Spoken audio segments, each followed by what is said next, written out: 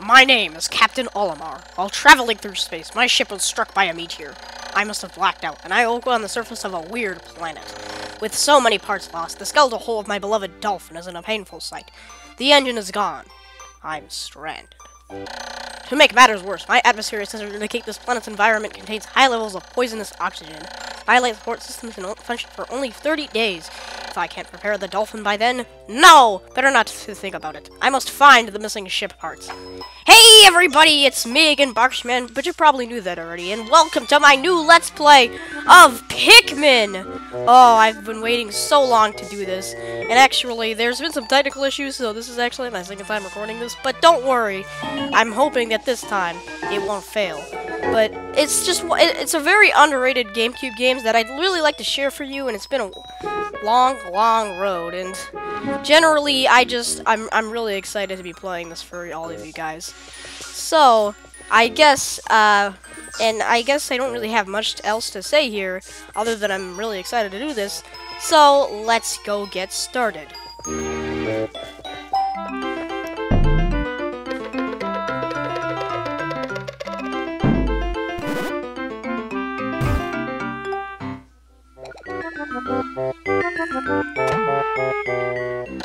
A strange thing has appeared before me. I had barely begun my search when it reared up as if you were waiting for me.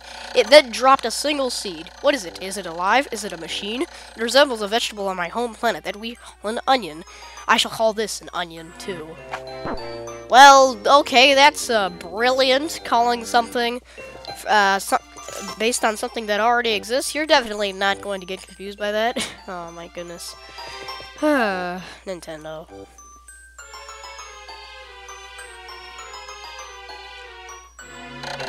The seed that the onion dropped took root in the soil and has now produced an adorable little sprout. This sprout emits a strange light and it sways back and forth without benefit of wind. I cannot help but I think it's calling to me. I am compelled. I must approach it and press A!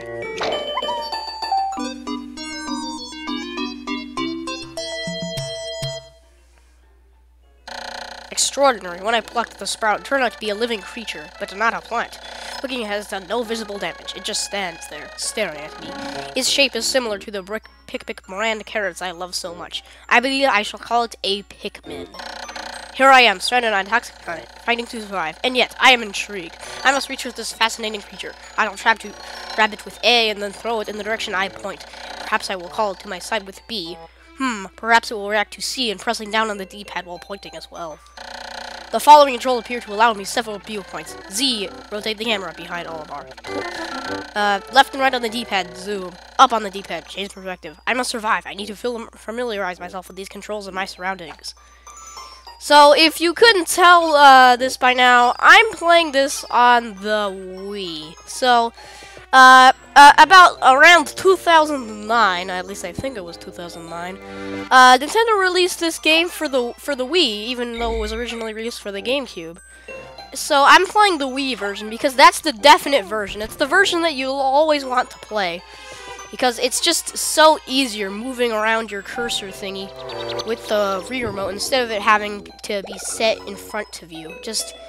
I can't believe I'm saying this, but don't play the GameCube version. The Wii version is definitely the best version.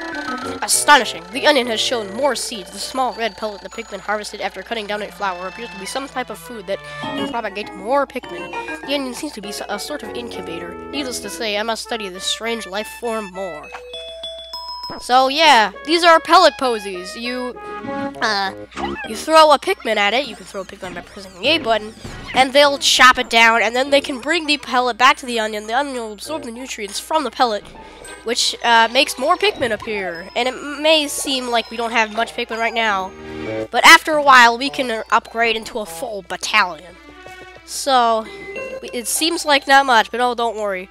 We're gonna have hundreds of Pikmin following us at some point. Okay, there you go.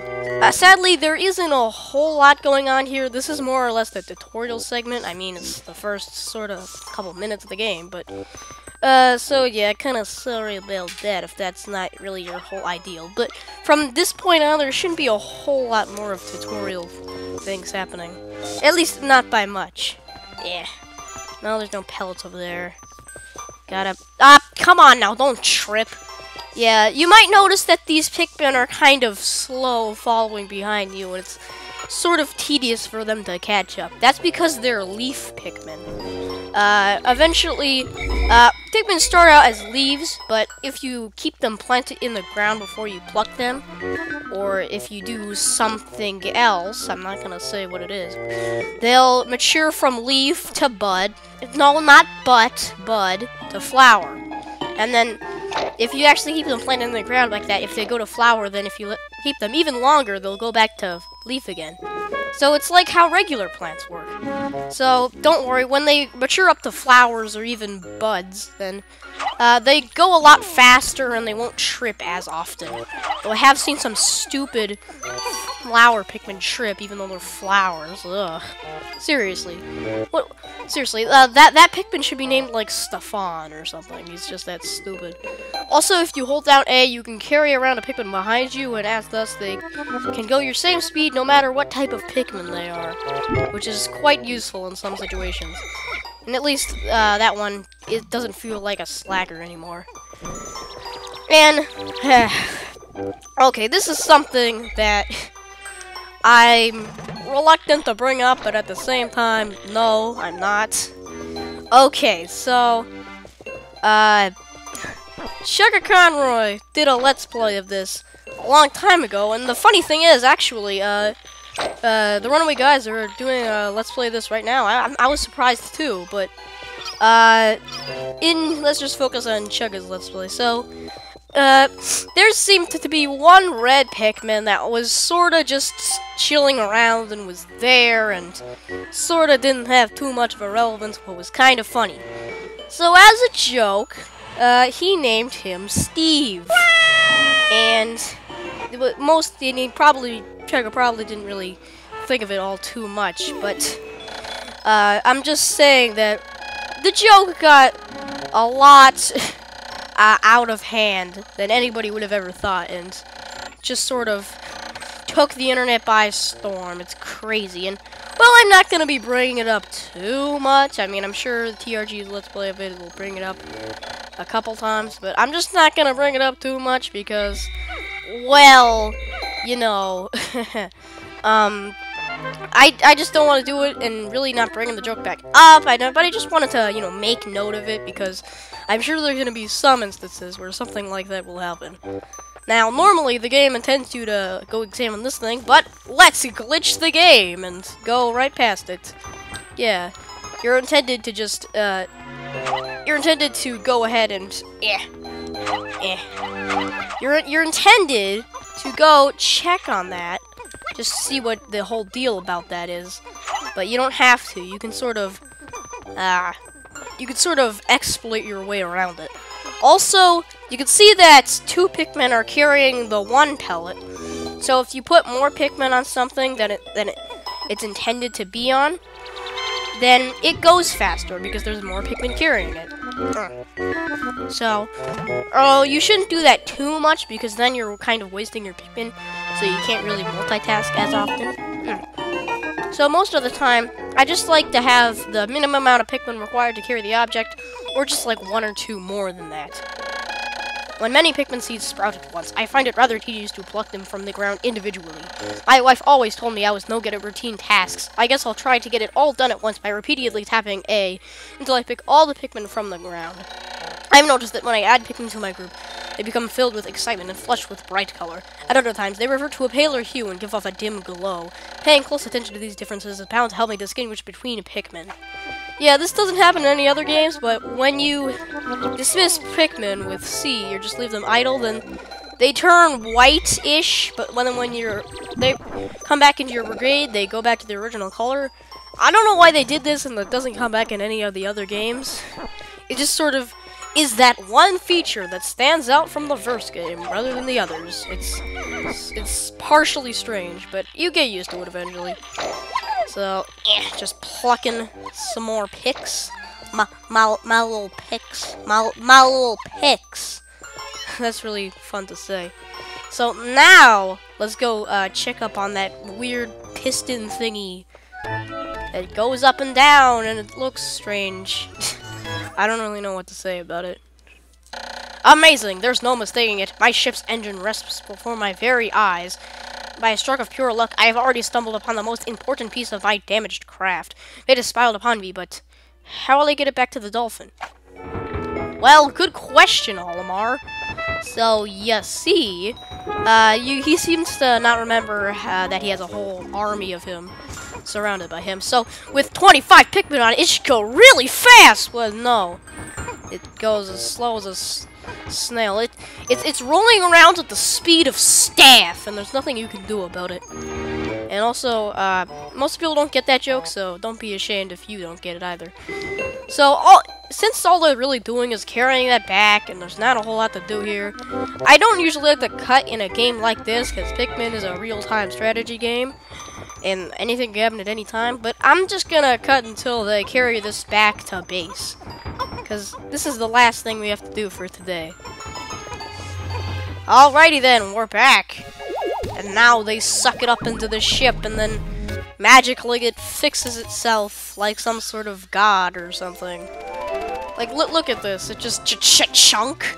Like, I wish cars were like that. All you needed was the engine and maybe the base, and that's it. It just worked. Ah, dang. Oh, glorious. With the help of these Pikmin, I've taken a huge step back toward home. My ship can once again lift off. The glimmer of hope is beginning to burn more brightly. But what has become of the remaining parts? That search starts tomorrow.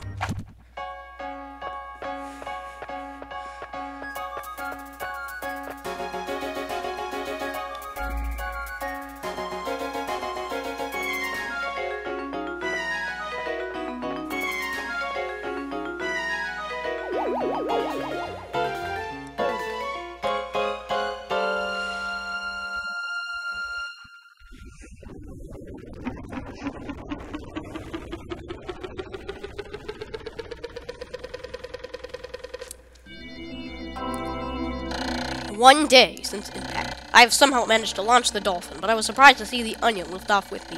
Perhaps the Pikmin cannot survive overnight over the planet's surface, or have they merely decided to join me for other reasons. Either way, it seems they will help me again tomorrow.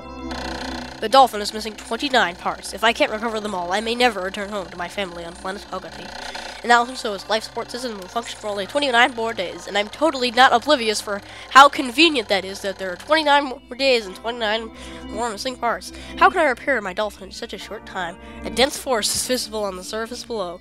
As it holds the keys to survival, I'll name it the Forest of Hope. I'll explore it tomorrow. And here we are. This is the end day screen. It shows you all the different stats here. So we have the day over here. I'll probably like drag an arrow or something. We have the type of file you're playing this on. Also, don't get confused that the next episode is Ship's Log 2 and this is Ship's Log 3. Remember, this is like recording failures. We have the change in Pikmin population, which shows red stuff going up. That's good. There's the regular Pikmin population, which is now 25. We have what's sprouted today and in total. We have what's lost in battle today and in total. And we have what's left behind today and in total. And then we have as many Pikmin there are in the red onion, as many ship parts there are, and as many parts there are remaining, and as many days that are remaining. So, with all that cleared out of the way, let's save, folks.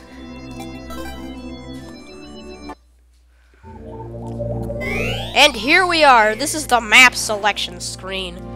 So we can go to any sort of map that we'd like. It shows how many ship parts we have and how many Pikmin are in the red onion. The day, as well as however many parts are in our area. We can select the area that we want to go to with the control stick. Also, you can annoy anybody with this sound. Yeah, it's kind of tedious. It's just like you could just go, okay, that's enough now, please. Anyway, you can also check the ship's log by pressing plus, which is just all of Olimar's diary entries over the course of the day. So if you ever want to read a particular diary entry, then you can check it there. Anyway, if you see, this is not the only ship part that's in the impact site, but we can't do anything about it quite yet, so because we don't have the specific resources for it yet. So I think tomorrow we'll go to the Forest of Hope. And so, next time on Pikmin, we'll be going to the Forest of Hope on day 2, maybe even finding something new. Hey, that rhymes. Huh. Anyway, I'll see you all then. You probably knew that already, so we'll just cut it short here. And I'll see you all next time. Goodbye.